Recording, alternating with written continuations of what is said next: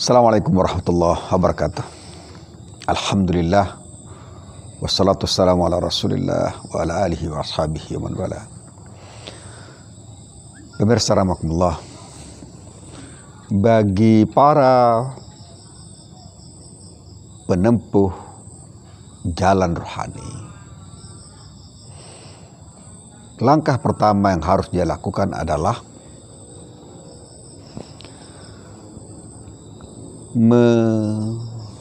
melicinkan jalannya agar kepak spiritualnya atau sayap-sayap spiritualnya bisa berkepak dengan baik. Untuk itulah diperlukan at-taubatu ilallah.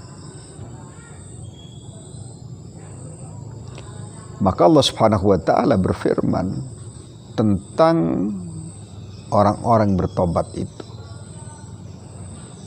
dengan kata yang bukan biasa, tetapi Allah Subhanahu wa ta'ala menyebutnya dengan lafadz mubalaghah, sebagaimana firman-Nya, Bismillahirrahmanirrahim, Innallaha yuhibbut tawwabina wa yuhibbul mutatahhirin, pada ayat 222 surat Al-Baqarah. Dalam buku yang ditulis oleh Syekh Abdul Qadir Al-Jailani yang judulnya adalah Sirrul Asrar wa Madharul Anwar Fima Yahtaju Ilahil Abrar, mengatakan bahwa orang yang tobatnya bolak-balik,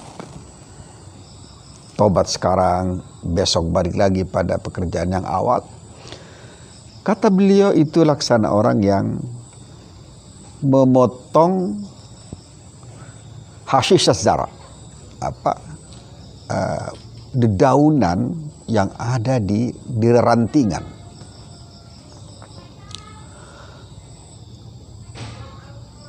Kita bayangkan bagaimana kalau dedaunan itu diambil dari ranting-ranting yang ada.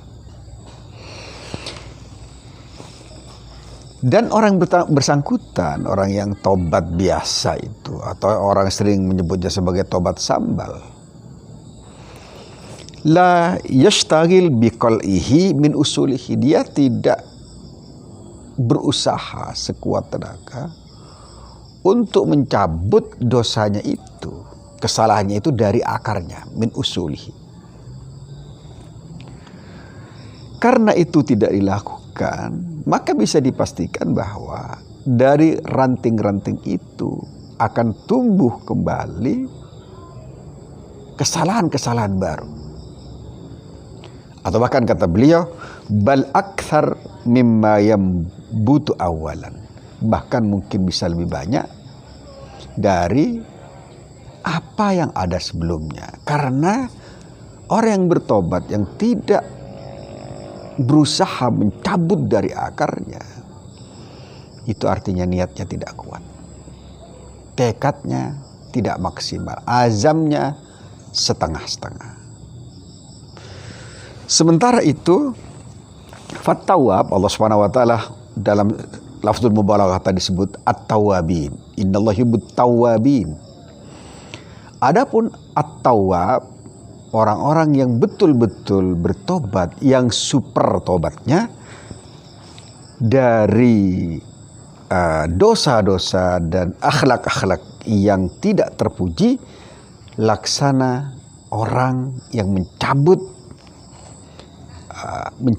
dosa dari akarnya.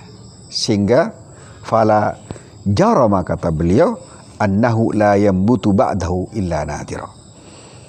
Maka hampir bisa dipastikan atau dipastikan bahwa dosanya itu dia tidak akan tumbuh, kecuali mungkin jarang sekali kalaupun tumbuh, karena akarnya sudah tercerabut, dosa-dosanya sudah diamputasi dari akar dosa itu.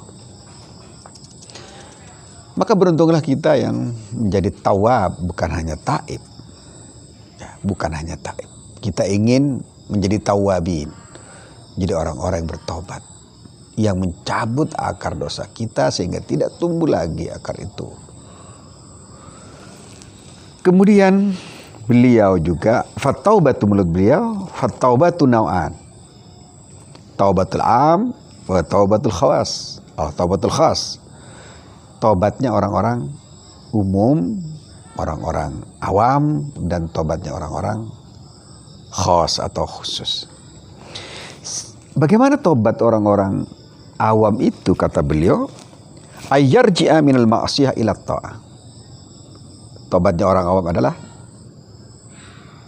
kembali dari maksiat kepada ketaatan. Wa minadz zamimati il hamidah. Dari yang tercela kepada yang terpuji. Minal jahimi ilal jannah.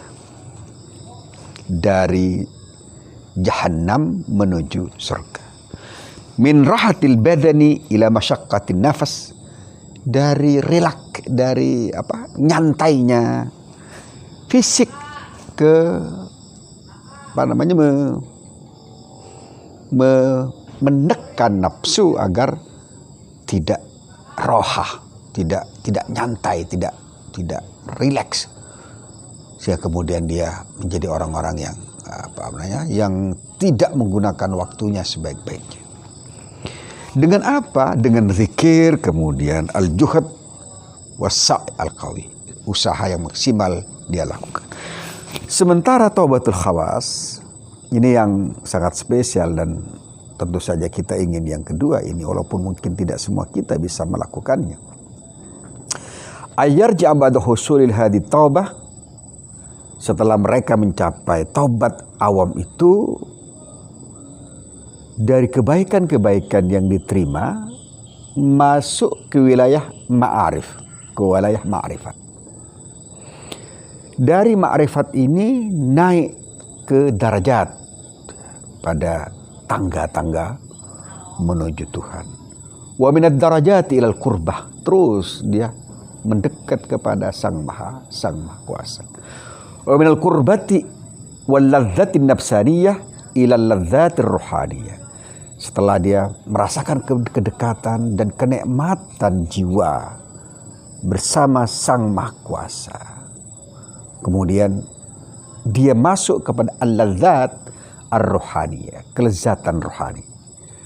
Apa yang disebut kelezatan rohani itu adalah tarku ma siwallah, meninggalkan selain Allah, yang ada hanya Allah dalam hatinya, yang ada hanya Allah dalam jiwanya. Dan dia merasa tatkala menghadap Allah Subhanahu wa taala ada kenikmatan yang sensasional. Ada kenikmatan yang sangat luar biasa.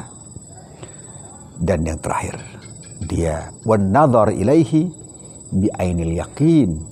Dia melihat Allah Subhanahu wa taala dengan mata keyakinan, dengan ainul yaqin. Sehingga kemudian orang yang betul-betul tawab bisa kita sebut seorang muhsin, orang yang tatkala dia beribadah kepada Allah maka seakan-akan dia melihat Allah. Assalamualaikum warahmatullahi wabarakatuh.